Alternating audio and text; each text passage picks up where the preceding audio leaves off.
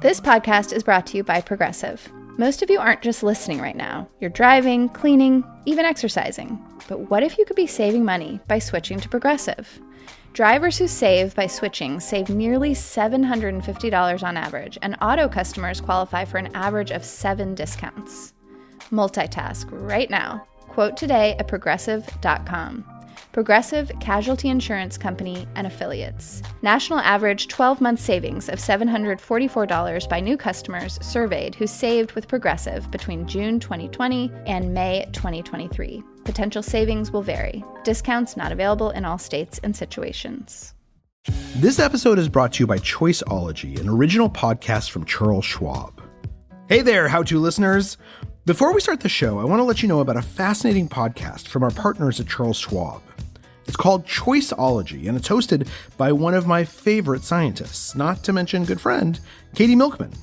Katie speaks with Nobel laureates and authors and athletes and kind of everyone to understand the psychology and economics behind the decisions that we make.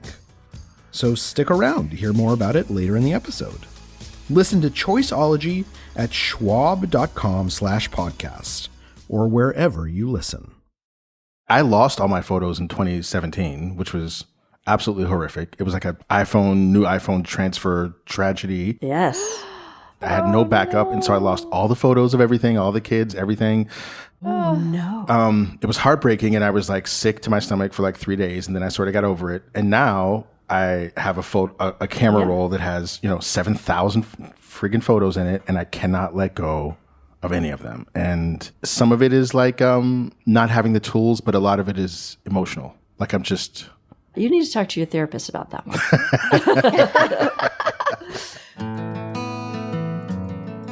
Welcome to How-To. I'm Courtney Martin. And I'm Carvell Wallace. Now, Carvell, before we start the show today, there's something I want to play for you. Okay. I love Polaroid cameras because they put memories into little pieces of paper.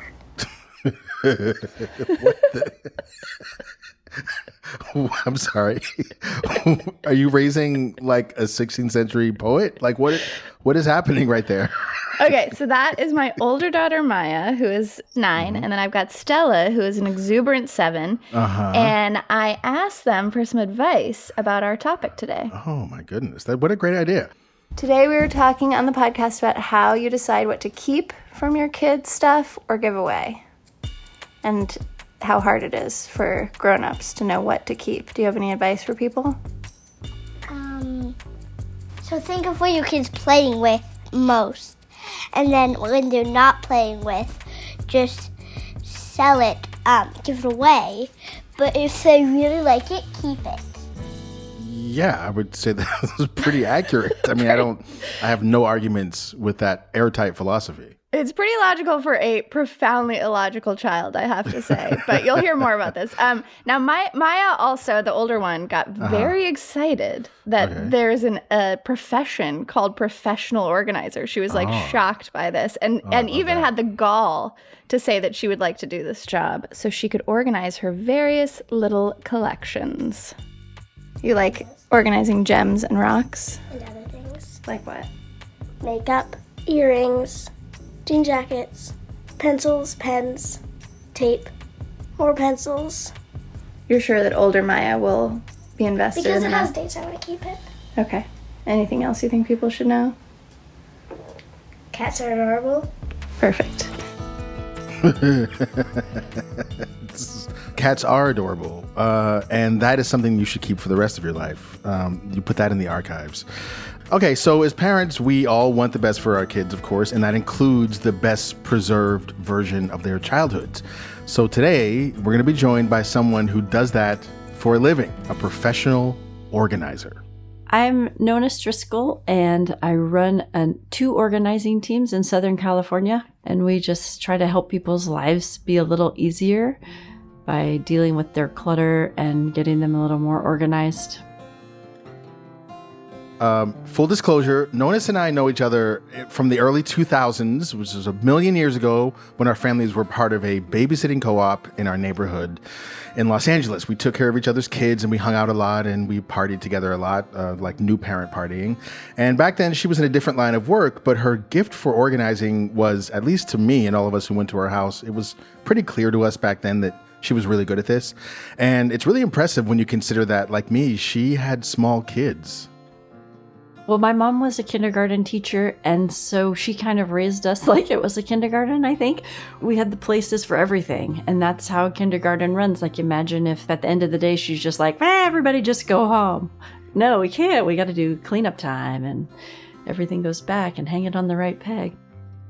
So she helps people organize stuff, including the unfortunate job of helping small children organize stuff. And in my experience, small children generate so much crap. They generate so much crap. So that's why we're here. On today's show, we're going to ask Nonnahs about what to do with all that, as Courtney calls it, crap, which is created by the people that you love most in the world, your kids. And we're going to find out how to make those tough decisions about what stays and what goes. And we'll talk about the clutter and how that clutter makes us feel as parents. And we'll come to terms with the fact that archiving your kids' childhood feels really important to most of us, but it can actually get in the way of you saving the very best stuff. Oh man, this is a deep one. Don't go anywhere.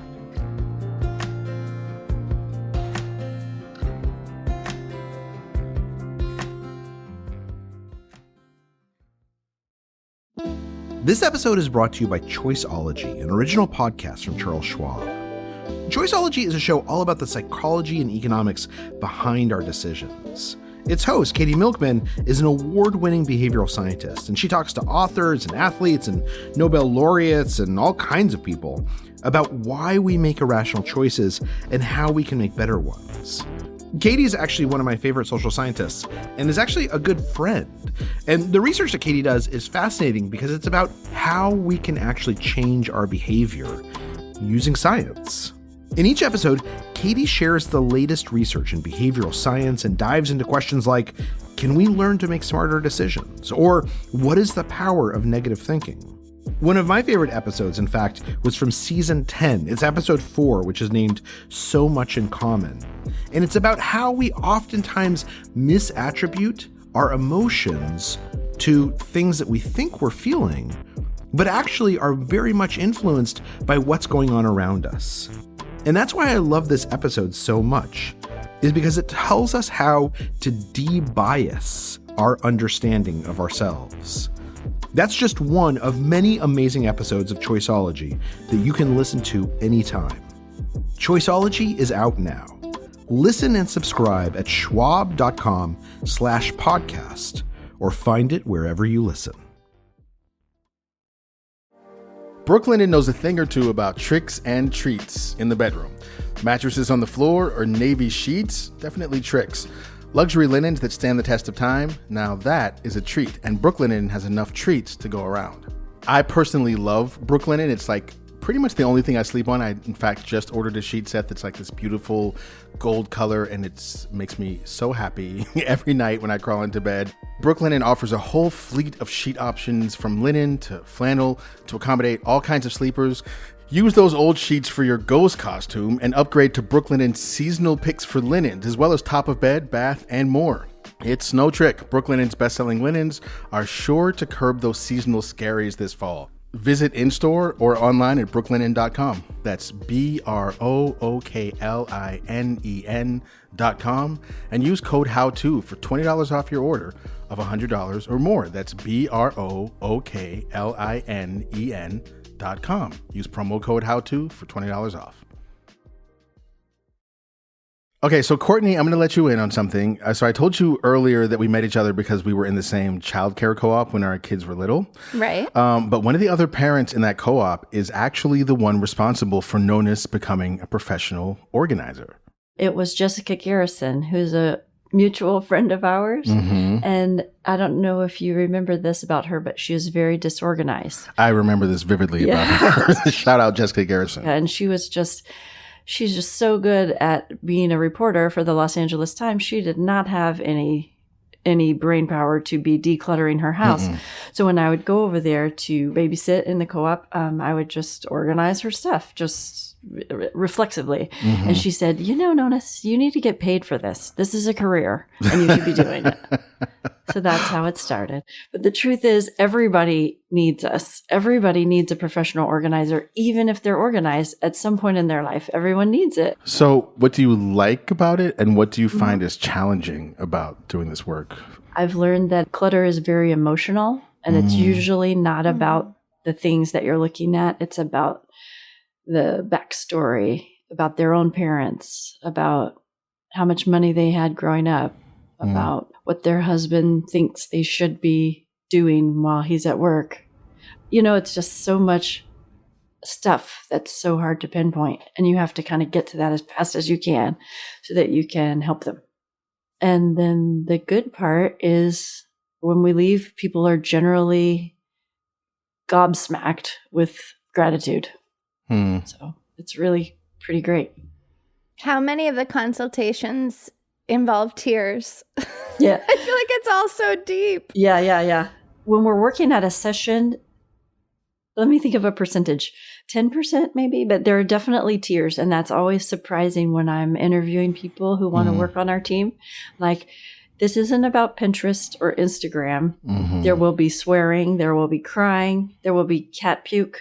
There will be dirty underwear. And there will be lifting up and down stairs. And there will be crying. Yes. Do you use any systems? I know that other people who are organizers are always branding systems and selling them and selling books about them and stuff. Do you have a system that you start with or work with? Yeah, no systems at all. That just sounds horrible. For a while, your kids go through phases. For a while, we just put everything on hooks. I just put hooks all around their room, and they could just hang their clothes on hooks because there's no way they were folding anything. And then it got to be where, and some adults are still like this, they're never going to fold their clothes. Yeah. And that's fine. And so we just have a drawer of T-shirts, and the T-shirt, they just kind of lay them in there. They don't ball them up and throw them in there, but just kind of shake them and lay them in there. And that's where your T-shirts are. Yeah. That's better than the floor. And so then their partner was happy because they don't have to look at the T-shirts on the floor, but nobody has to fold any T-shirts. So it's a win-win. Things like that. So no systems. No. But your general philosophy is kind of like a place for everything and everything in its place, basically. Is that fair to say? Kind of, yeah. That sounds so anal. It does. It does sound kind of aggressive. I think one I like a lot that I say all the time is put this where you're going to use it. That's a little more helpful than everything in its place. Put it where you're going to use it. That's good. Put it where it goes. But it's just a nicer way to say everything in its place. I have to say, I am so relieved by your answer, Nonnahs. I think, as is the case with all parenting, the notion that I don't have some perfect system and a carefully thought out philosophy and a regular pattern of enacting the system, the rest of it, we'll figure out along the way. But it just gives me a little bit of peace of mind that, I'm not deeply flawed as a parent because I don't have some perfect system. Kids do love a little bit of structure, and they do, everyone thrives well when there's a little less clutter. And that's the end of the speech. Wow. That's all I'm going to say about that. I like that. Bite-sized and manageable. Oh, so relieved. Okay, so let's talk about the particular question that sort of brought all this up, which is this question of what to do with all of your kids' stuff as they age. And we know that kids bring home all kinds of things. And look, I made this drawing, and we did this thing, and I wrote this paper, and we made this diorama, and whatever it is. And as a parent, you're always confronted, whether it's at the end of the year, the end of the semester, or, as they enter high school, with what to do with all this stuff that you've said, oh, this is so great. And you put it on the fridge and you frame some of it, but there's more than you could ever deal with. Part of the reason that we wanted to do this conversation is because Courtney and I are both parents at different points in our parenting. My children are out of the house, technically, although they're not out of my wallet or bank account. They're definitely out of the house. Courtney, do you want to talk a little bit about where you're at right now? What's coming up for you lately? Yes, I would love to. I have a 7-year-old and a 9-year-old, 2 daughters, and they produce so much stuff. And in their 2 tiny bedrooms, there's just massive amounts of things everywhere. And I think one of the fundamental pieces for me is, is that my business? Part of me wants to just like shut the door and be like, I should stay in my lane, keep my room clean, you deal with your room. But when I do try to participate in the decluttering, participate in the potential archiving of things, I run up against some quite deep questions around like what matters to me versus what matters to them. So I would just love advice on all these things. And I'm so grateful also that, you two are a little further along in the journey. So you have some perspective on what older kids actually care about. It's interesting, Courtney, that your kids are 7 and 9, because around 7 is right when I say, okay, then we need to work with the child and not you in their room. I love that. And then what kinds of questions do you ask the kid? Do you like this? When's the last time you played with this? I mean, they just don't care. They're like, it cost $200? Who cares? I don't like it. My Aunt Betty gave it to me. Who cares? I don't like it. All the baggage that the adult clients are bringing to me, the kids just don't have it. By the time they get to be like 8 or 9, you can kind of tell, and especially 10. But as far as the parents go, I find that harder because the parents feel so guilty throwing away anything, or they just think it's so precious, and it's so hard to see their 12-year-old now and look at this 4-year-old drawing and they miss the 4-year-old. Think about when you moved out of your parents' house. How much of your artwork did you take with you? And that is generally 0. Sobering. The other questions are, has your child ever noticed that you've thrown something away and been upset? Because if they've never noticed, go for it. You can do whatever you want. And then the other one is, think about how long it took your child to work on this. And this is especially true in preschool and kindergarten, because first of all, a lot of that artwork, the teacher did it and the kid just put a handprint. You know what I mean? Like, Yeah. And then they draw the turkey around it. And I'm like, this is the teacher's art. It's not your kid's art. And then the second of all is if it's just a scribble on a paper, that's great. Let's just keep one of those from when they were 2 and one when they were 3, so that if they do grow up and become a famous multimedia artist, you have this progression of how they got better. That feels really important, Nonnahs, that representative lens. Because I've really seen that in my kids. They're like these seasons of either artistic output or like how their handwriting looks or how they're writing stories. And I love the idea of kind of like noting that on some chill level and then like making sure you've got something from those different seasons, but throwing away the rest without guilt. Yeah. Well, the one technique that I used was they were probably in like 3rd and 5th grade, somewhere around there. And I went to the art store and I bought portfolios, like art portfolios, like as if they were, like submitting to go to like a conservatory. And I basically just like along this line of representation of eras, I basically just took one picture from each era. So like, here's one 1st grade drawing that was kind of cool, and this goes in the archives. It's like I was curating like a retrospective. You know what I mean? Perfect. And I did throw away a bunch of stuff, and it was a little scary. And then at the end, like in high school, they both got their little portfolios, and they got to do whatever they want with them. But the idea is that because they were too little to sort of like select what was or wasn't valuable, my job was to do my best guess and then give it to them to decide what to do with in the long run. It's beautiful. It is. And the same is true for their items, because, I have a couple little items, like Zane's favorite little pair of 3-year-old cowboy boots that he wore everywhere for months. And I kept those boots, but I have a specific container. And this is how much stuff I get to keep from their 0 to 18. You don't have to be that strict, but that's just what I decided to do. And so I know he doesn't care that I saved those cowboy boots, but I saved them for me. Yeah. So it's fine. I have a complicating question, which is connected to a story, Nonnahs. So when I was in college, my mom and I used to email constantly because I grew up in Colorado Springs, like fairly small town, went to New York City for college, and I was totally wide-eyed and overwhelmed at first. And so she and I would like constantly email. It was the very beginning of email. And when I was done with college, my mom handed me this giant box filled with printouts of every email we had sent one another. I think it was during the first year, if I remember correctly. And I was horrified. I was like, Mom, this is not how email works. You have no understanding. This is like such a weird thing to do. Well, fast forward, 20 years, and I could not be more grateful that she had done this because, my Lexis barnard.edu account, who knows like where that exists in the ether of the internet. It's probably just doesn't exist. And yet I have this, document of one of the most pivotal, forks in the road of my entire life that I can hold in my hand and revisit and read.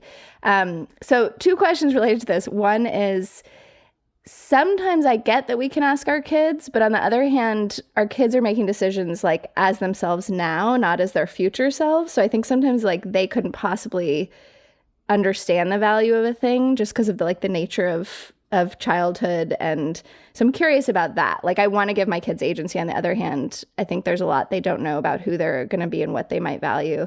And then the second thing is this whopper of a question, but about like the physical world versus the digital world. And like, as we're thinking about helping our kids remember who they are and how they became who they are, a lot of my instincts are like my mom's now, or that things should be physical and that's going to last longer. But on the other hand, I'm sort of like, maybe that's incredibly naive and digital artifacts are more important. I'm so jealous of you because I had the same experience writing to my parents when I was first a flight attendant, and I told them all the crazy stories because I had to write them down because they were crazy. And now I have no way to get those emails because I want to read those emails. So good for you. Good for your mom. Yay, Courtney's mom. I think that the part about kids making decisions because they essentially don't have perspective is what you're kind of saying. They don't know. Yeah, exactly. And I feel like I don't know what I'll be like at 60, right? I'm 43 now. It's like, what will I care about at 63? I don't know. It's very hard to make a decision for your future self. Right. But in that case, it's the same thing like I was saying about saving Zane's cowboy boots. Like, if there's something that they were really into, keep them for yourself because you know what the kid was into. And so you can kind of curate those things, even if the kid is like, no, I don't need that. And if you find yourself being like trying to convince them, keep it, then you just keep it for you. Mm-hmm. Yeah. I also like, Nonnahs, so you're making me realize like embarrassment, and maybe this goes back to our shame beginnings, but embarrassment is not a good place from which to honor a kid's yes or no, or our own yes or no, right? That like embarrassment is like a key part of growing up and becoming someone else. And if we hear our kid answering from that place, take that with a grain of salt and use our own wisdom about what might be important to them later. Yeah. Very, very true. Well, I also love this distinction between what you're saving and what your kid is saving. Like, I mean, because I think that's actually the reason that this is a hard topic, right? It's like we're saving our kids' artwork, but for a while, we're saving it. And then at a certain point, they're saving it. And I think it gets a little messy in there. Like the thing that I described that I did with my kids, it only started working once I realized, I'm saving this. Like I might be saving it. They might benefit from it, but I'm the one saving these works of art. This is the stuff that means stuff to me. So effectively, I am the saver in this context. Yeah. It's like those pictures, how everybody has a picture of their kid throwing a tantrum, at least one. Yeah. And that's such a great picture. Yeah. But at the time, I mean, if that kid could talk, no way is that picture getting taken. But thank God you have a couple of those. Those pictures really should go into that portfolio that Carvell was talking about, along with all the unidentifiable sculptures. What the heck is that? Hand-drawn turkeys and origami swans. Okay, but what if that picture is a digital image rather than a physical image? Okay, if that's the case, then you need to think about how to store it. And as for the thousands of other images that you probably have of your kids, it's probably time to put on your curator hat. And we're going to hear more about preserving your child's digital life after this break.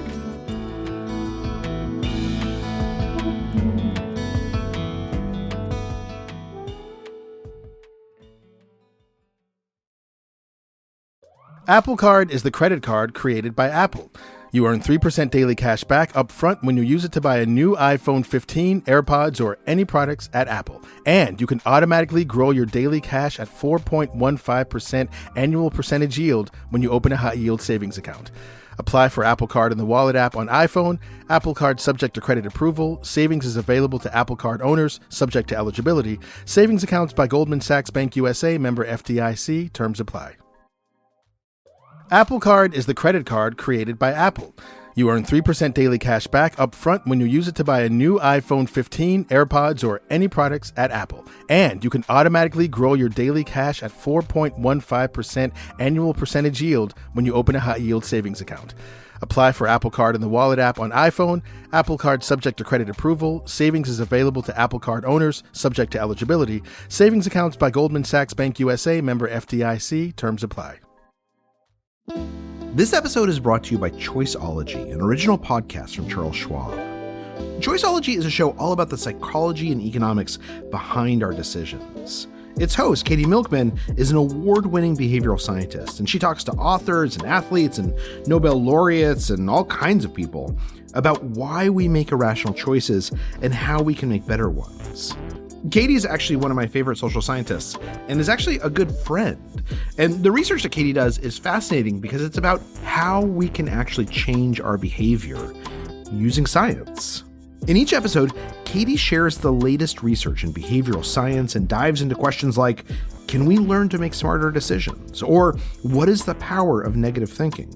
One of my favorite episodes, in fact, was from season 10. It's episode 4, which is named So Much in Common.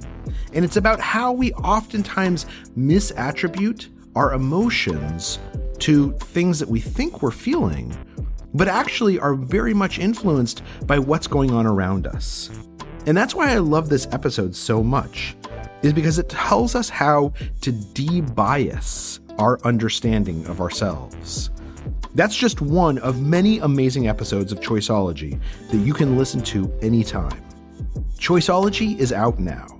Listen and subscribe at schwab.com/podcast or find it wherever you listen.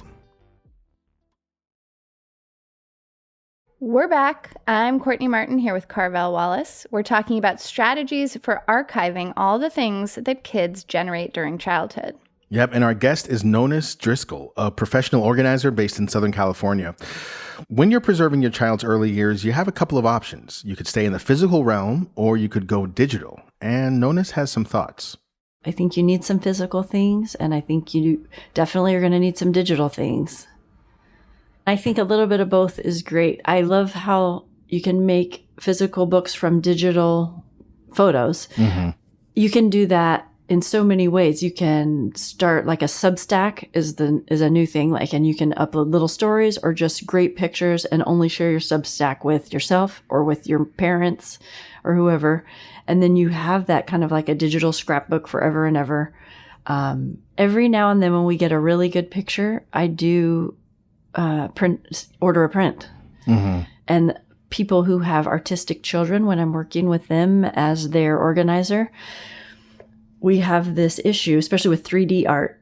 And sometimes we take a video and sometimes we take a picture, and you can kind of make a YouTube compilation. I've used Fiverr for that and recommended people do that because I'm not a video editor. It takes so long. But if I have a group of photos with some videos mixed in and I want it to be a nice video, then I just have them edit it and upload it to YouTube, and there it is forever. They're 3D art. Oh, and we should say, in case you have not been in a desperate search to find a video editor before, that Fiverr is an online platform for finding freelancers. Okay, so Nonnahs, is there a risk of saving too much stuff? Do you find yourself trying to convince people not to save things? I like to be hired back. We like to have repeat business.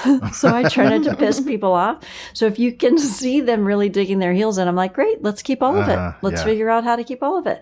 But here's what the main thing I want to say from your question is that every time I go through my boxes of memorabilia and my kids, but especially my own, every time I can let go of a little more. Mm. Every time I go through, I'm like, who was that guy that wrote me these letters, or whatever, or I don't talk to this friend anymore, and that was great, but now I think I can just keep this one picture of us at graduation.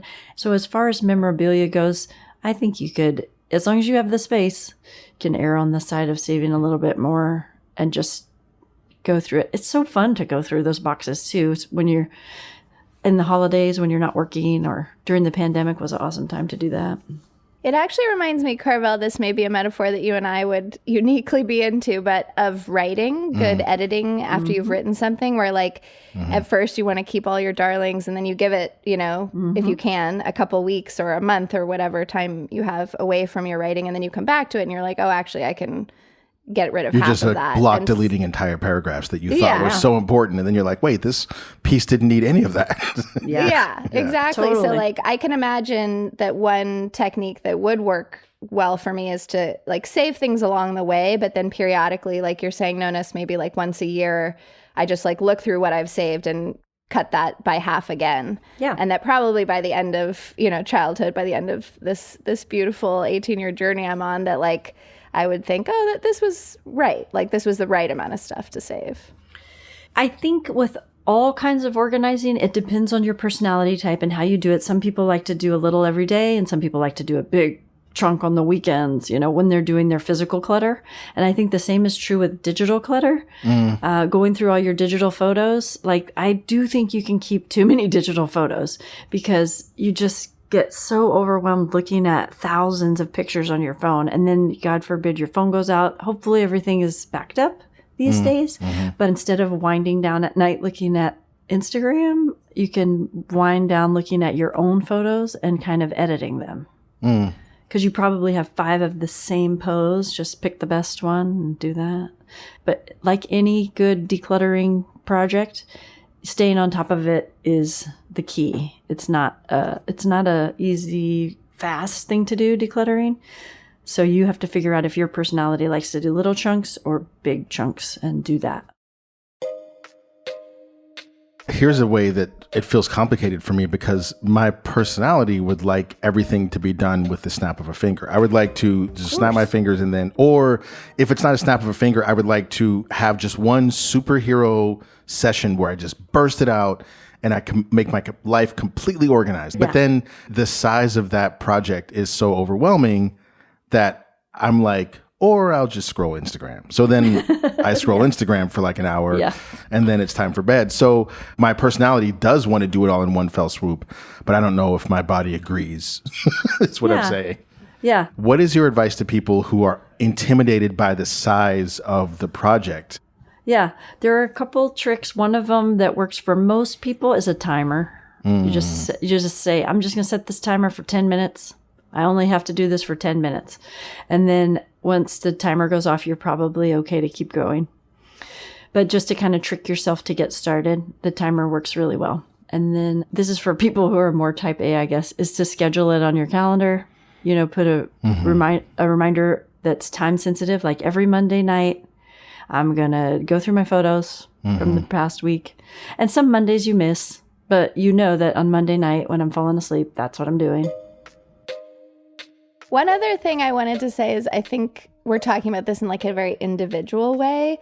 And I think a lot about giving my kids a sense of their community that surrounds them. And in some ways, that's like a piece of the archival project for me, is helping them remember who surrounded them as they grew up, like all these adopted aunties and uncles and neighbors and friends. And so one thing we do is we do print out a kind of unusual amount of pictures. We have like a little breakfast table, and we have this drawer, and the drawer is filled with pictures, most of them of friends and like moments when we've been with our friends and that kind of thing. And then we have these whiteboards right next to the kitchen table and with magnets, and we just like constantly cycle through different pictures, putting them up there so that the girls just have this sense of like all the people that love them, including, their family in Wisconsin and people who have moved away and like that kind of thing. And right now we're doing a good job of making it just like this active part of like when we're sitting at the table, we can like look at people we love. But you're inspiring me to think a little bit more about how I might continue to kind of archive their communities and like their social worlds. That is beautiful. Oh, I love that. I feel like I want my kids back. I want to do that. Another good trick that you might like, Courtney, because now I'm trying to have a grown-up lady house, right? And so most of the stuff on the walls is art instead of family photos. I have family photos in little groups, but I have the quirky photos of like my daughter smoking a candy cigarette, and that's inside my medicine cabinet. Like I have them in my drawers when I go get a pair of pants. There's a picture of baby Zan in there so that I'm still seeing these pictures, but they're not on display for everybody. I love that. I love that. Yeah. Carvell, is there anything you wish you had done that you didn't do? Oh, no. Now we're crying. Now we're going to cry. Yes, there's so much I wish I had done that. Oh, you're talking about archiving. Yeah, no. I mean, I've never been an organized person. I've always done what I do through the harnessing of chaos. My writing works that way. Like everything I do just works that way. And ever since I was a little kid, I've been aware that that is something that I was dealing with. When it comes to the archiving and stuff, I feel like I wish I had been more of a Pinterest parent. Like I wish that I had, everything was more perfect. And I see all these, I remember even feeling that, known as like coming over to your place, like when you lived at the top of the hill, like I just would feel like, God, their house is so organized. Like me and Joe would be like, our house should be like this. But then we'd be like, but we're not like this. I feel like the kids turned out great, I should say, by the way. And I'm not saying that to be funny. Like I really, honestly, they were over here the other night for dinner, both of them adults, 18 and 20 now. And I was sitting here thinking, God, these have turned out to be truly wonderful human beings, both of them. So perhaps whatever and they're like really good friends with each other, and like they care about each other a lot and they support each other. And so I'm like, okay, well, clearly whatever we were doing worked in like the most important sense of like making human beings for the world.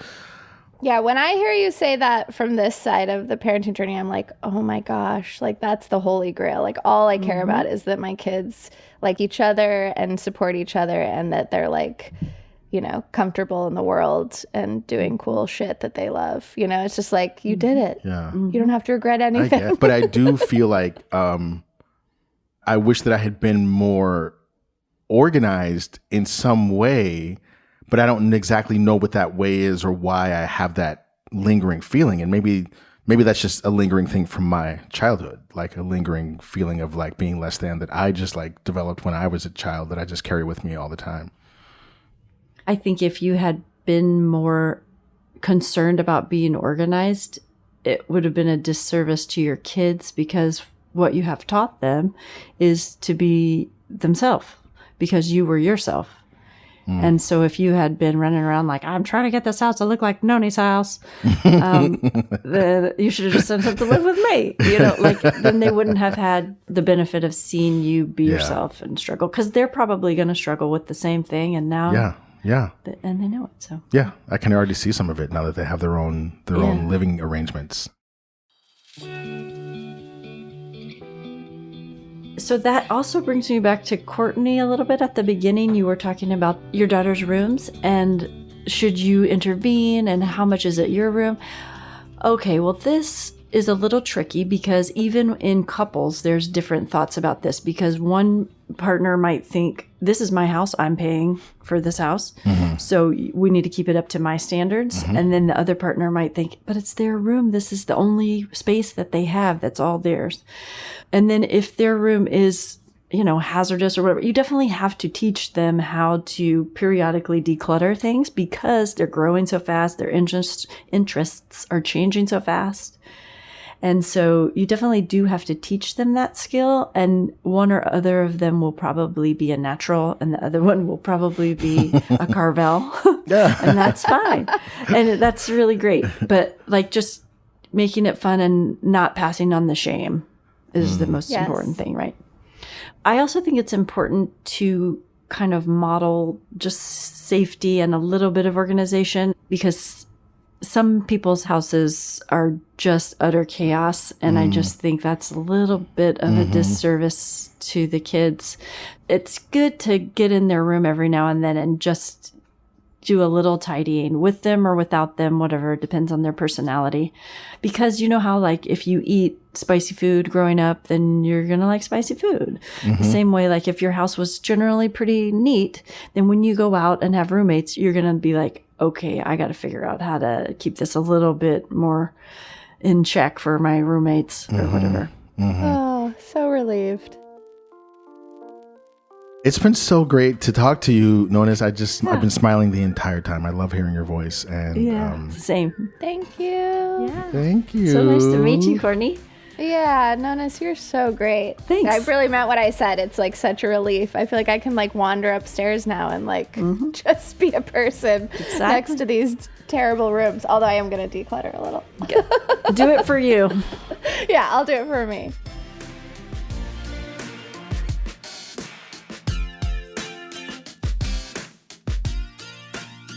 All right, thanks again to Nonnahs Driskill for all of her guidance and advice. You can find her online at getorganizedalready.com. That's getorganizedalready.com.